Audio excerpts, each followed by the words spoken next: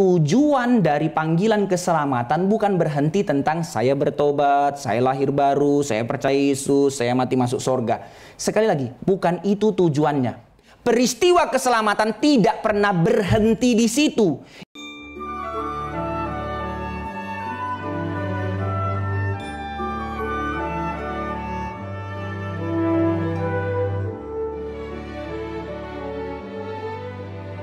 Maka penebusan itu membaharui seluruh kehidupanmu, keluargamu, pekerjaanmu, cara etos kerjamu, cara memakai uangmu. Seluruhnya menjadi satu kehidupan yang dikuduskan Tuhan untuk menggenapi kerajaan Allah di muka bumi ini. Sebegitu besarnya privilege yang dipercayakan Tuhan kepadamu dan saya.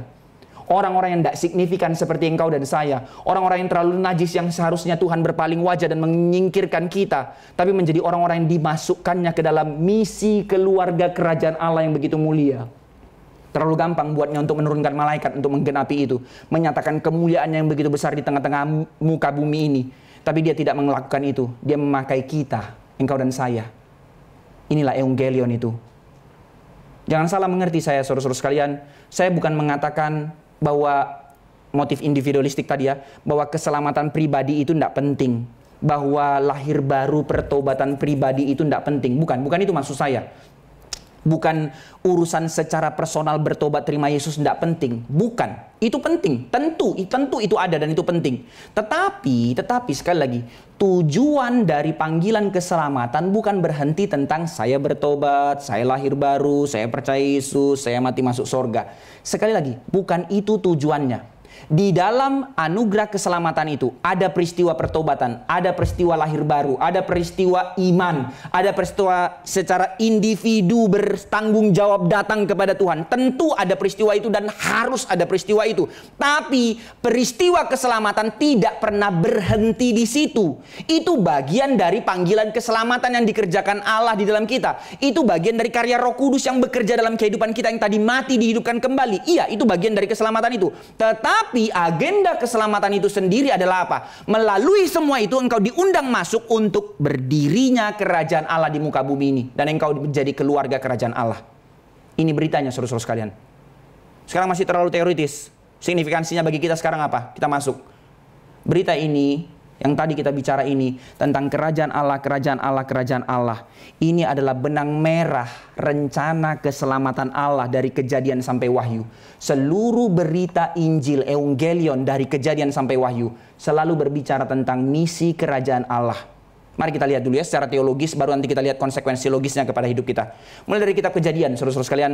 Ketika Allah menciptakan langit dan bumi, apa yang terjadi? Bahwa Tuhan menunjukkan keteraturan, maka hari-hari itu di dalam debat teologi reform pasti ada pandangan berbagai macam ya. Ada yang melihat Kejadian itu sebagai literal, hari pertama Tuhan ciptakan terang dan seterusnya. Saya tidak melihat itu, saya lebih melihat ini kepada satu puisi yang menggambarkan apa? Ekspresi dari Kejadian 1 itu adalah Tuhan menciptakan keteraturan, Tuhan menciptakan keindahan. Sebagai tanda apa?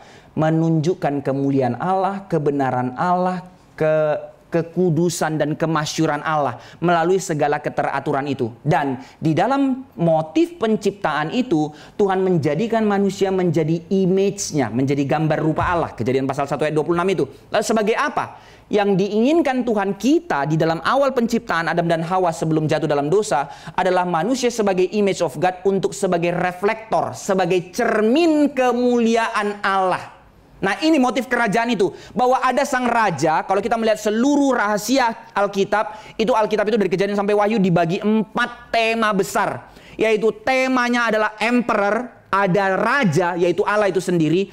Ada kerajaannya, yaitu kosmos, alam semesta ini. Inilah kerajaannya. Bahwa ada manusia, humanity, sebagai wakil sang raja. Inilah yang disebut sebagai image of God. Untuk berkuasa atas alam, yang melaluinya manusia makin memuliakan Allah, makin menikmati Allah. Dan keempat tema besar Alkitab adalah tema covenant. Perjanjian yang diikat sang raja dengan manusia. Ketika manusia itu gagal pun, covenant ini yang mengikat kembali untuk manusia berkuasa atas alam yang adalah kerajaan Allah.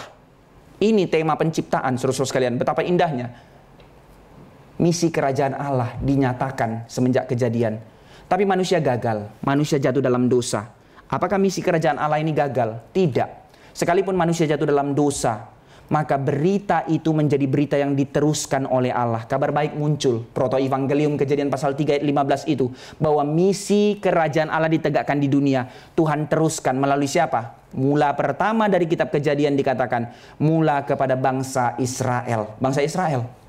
Bahwa Allah memilih baginya, dikatakan dipanggil dari Abraham, Ishak kepada Yakub, Yakub menjadi Israel. Lalu Tuhan mengatakan kepada Israel, daripadamu lah janji keturunan kepada Abraham, kepada Ishak, kepada Yakub, lalu menjadi Israel. Dikatakan daripadamu muncul sekumpulan. Kata sekumpulan yang dipakai dalam bahasa Ibrani, daripada muncul gahal. Gahal diterjemahan di dalam bahasa Yunani-nya akan menjadi satu congregation, gereja. Cikal bakal gereja dari keturunan Yakub Israel. Daripada mula muncul gahal itu, sekumpulan umat itu yang akan dikuduskan menjadi milik kepunyaan Allah, yang diberikan Taurat. Nanti kepada bangsa Israel diberikan Taurat melalui Musa dan seterusnya, untuk membedakan mereka dari bangsa sekitar, yang dengannya mereka dipanggil berbeda dengan bangsa sekitar untuk menjadi apa?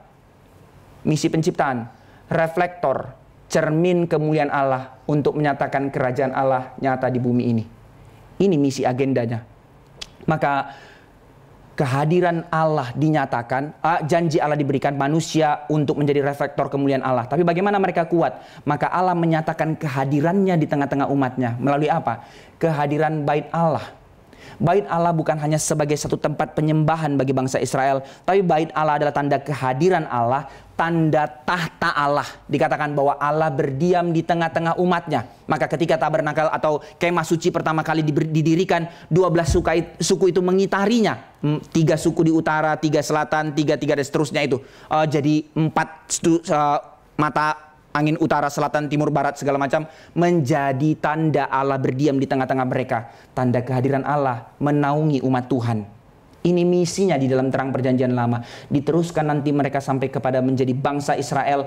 Tahta Daud, bukan Daud yang sebagai raja, Daud representatif dari Allah yang memerintah. Maka sistem kerajaan Daud adalah teokrasi. Allah yang memerintah, bukan keputusannya Daud. Maka ketika Saul tidak mau mengikuti ini, di situ dia ditolak Tuhan, karena dia yang bertahta, bukan Tuhan yang bertahta. Sekalipun Daud menjadi orang yang gagal dan gagal, tapi kenapa Tuhan tetap berkenan kepada Daud? Karena Daud tahu Allah yang bertahta.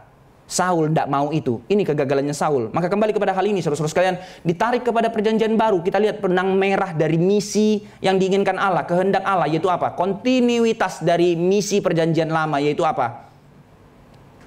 Tabernakel itu tidak lagi diperlukan, bukan karena Allah tidak lagi berdiam. Tabernakel itu disempurnakan di dalam kehadiran siapa? Kristus. Yohanes pasal 1, bahwa dia berdiam, kata berdiam yang digunakan Kristus di dalam Yohanes pasal 1 itu sama dengan tanda Allah berdiam di kemah suci. Sekarang Yesus berdiam di tengah-tengah umatnya. Bahwa kehadiran Allah di tengah umatnya digenapi di dalam Kristus. Tadi seluruh simbolik tanda kehadiran Allah telah digenapi tidak lagi dengan simbol, tapi dia datang, sang raja itu datang, sang raja itu bertahta di muka bumi ini. Maka bukan lagi diberikan kepada satu bangsa Israel, tapi dengan dia datang ke dunia menegakkan kerajaannya, maka misi kerajaan Allah itu diberikan kepada siapa? Seluruh bangsa, termasuk engkau dan saya. Dia Yesus sang Mesias itu, saudara-saudara sekalian, bertahta dan berdiam di tengah-tengah kita. Sekali lagi, dia yang memilih kita, dia yang telah menebus kita, dan kita yang dipanggil untuk menjadi segambar dengan Kristus. Untuk menjadi apa? Reflektor kemuliaannya. Inilah panggilan keselamatan. Maka inilah agenda Injil, inilah kabar baiknya.